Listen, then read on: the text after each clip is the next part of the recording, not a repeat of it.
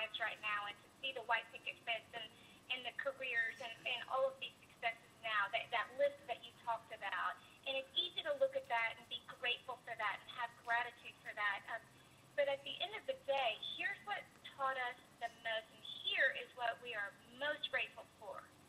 We are more grateful for the failures that we had.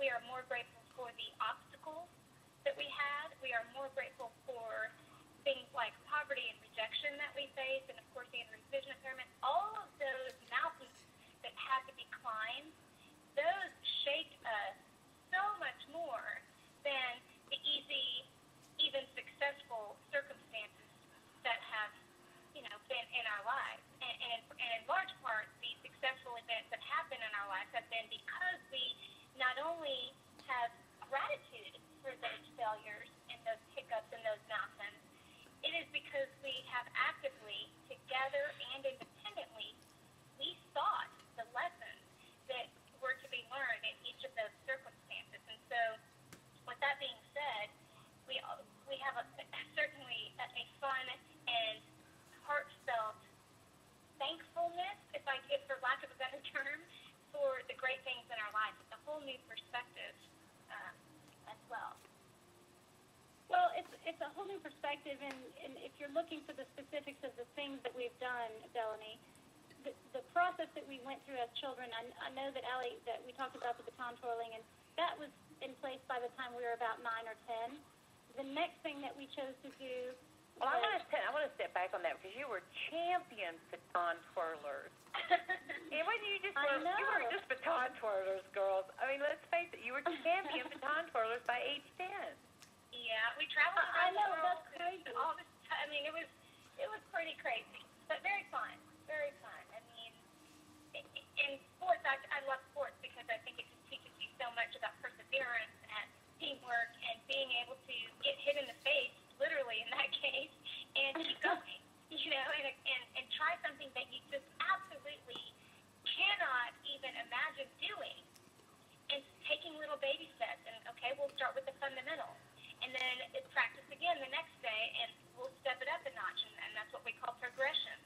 There are progressions in every athletic event that you do or that you seek to choose, but here's what it develops. Everything we do in life, whether it's our career or whether it's our family or whether it is a relationship, all of it has a progression to it, and we celebrate that. Now, just so I can put a little bit of real into some of this as well, all of this is going on. You girls, I think you're in a broken home in this time, are you not? We were shortly after that. Our parents pretty much, they went through a divorce that I don't think Hollywood could have ever written. And it was an extremely traumatic series of years. And to make a long story short, our father went out of his way to sign relinquishment. He gave up the rights to ever see or be part of his children. He abandoned us. And we had a single mom, amazing woman with barely a high school education, raising 6 of us. We were about a blink of away from homelessness. We were on food stamps. And I have to tell you, that is one of those things that I mentioned that we have so much gratitude for, because that has so much shaped both of us. At the end of the day, it has made us loyal wives. It has made us loyal girlfriends and sisters. It has made us better moms because we had that incredible role model to look after as we grew up. And it makes us very faithful, too. Yeah, I bet. Okay, back to adversities to victories. Well, I think what's interesting during that time that Aly's talking about, there was a situation at school where someone said, "Oh, cheerleading tryouts are coming up. Who's going to try out for cheerleading?" And again, why would a blind person be a cheerleader? And that's actually what someone asked me. She said, "You can't possibly be a cheerleader. Aly's going to try out, but you can't be a cheerleader because you can't even see the chalkboard from the front row." That's back in the day when they used chalkboards in school. Now they use dry erase. But she said, you can't even see the chalkboard from the front row. Pretty much she said to me, and if I can interpret for the message, what she was saying is, you have something that is imperfect about you, so who gave you the right to be successful at what you would like to be successful at? And, like I said, do not tell Andrea that she cannot do something, because watch what I do. And what happened was, first of all, Aly and I made the cheerleading team, and we weren't even that talented then, but I think people thought that it was cute to have cheerleaders, they're twins on the team.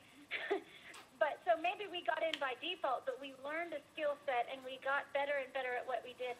Both of us cheered side by side through high school. We became All-American athletes at that point.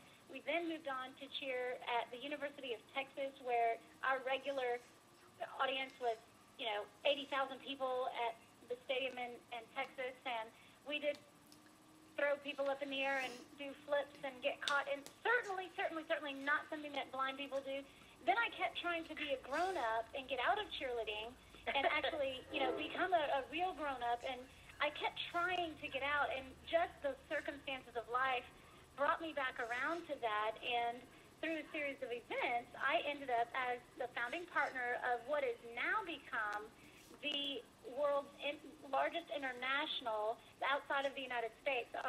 We are the largest event production company for competitive cheer and dance in the United Kingdom. So, and that's another story altogether, but the circumstances ended up to where I am now a partner in a company that we ran 11,000 people a few months ago for this particular event, because people are fed the ability to provide perseverance and persistence and aptitude through the processes of what we're doing, and they achieve success.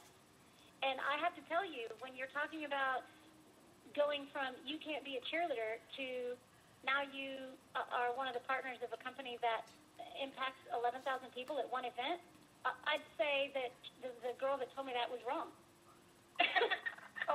Or let's put it this way: she saw it the way she saw it, and you created it the way you wanted it, right? Exactly.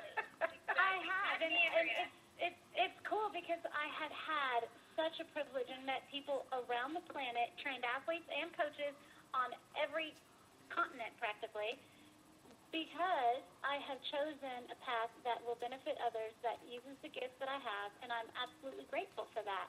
The leadership that we have been able to work with for people who are still seeking those abilities has been incredible. I know we've touched lives from age 4 to 74, and it's been wonderful throughout the process.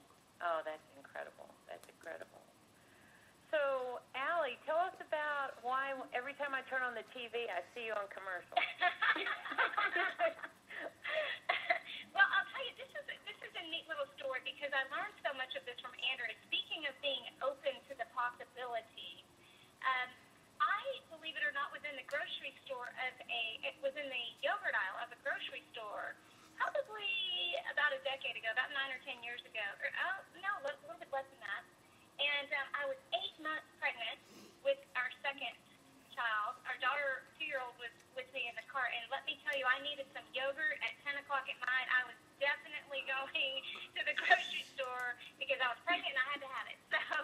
So there I am, Melanie, pushing this grocery cart, and I feel this tap on my shoulder.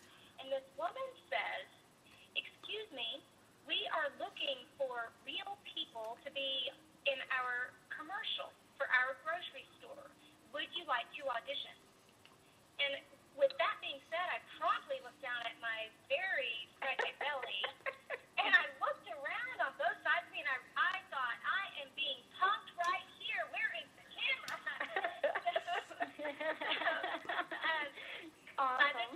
By this time, I had kind of made it to the macaroni aisle, and sure enough, we auditioned in that macaroni aisle, because I really was open to the possibility. Andrea had definitely taught me that, to the possibility of what that may be. I certainly didn't have any expectation of what that may become, but we went ahead and did it. And so let me tell you this: not only did I land that commercial, my 2-year-old daughter landed a spot in that commercial. 6 months later, I got a call from the casting director after our son was born. And that casting director said this to me on the phone. She said, "Aly, I really don't want to jerk your chain, but the ad agency for this grocery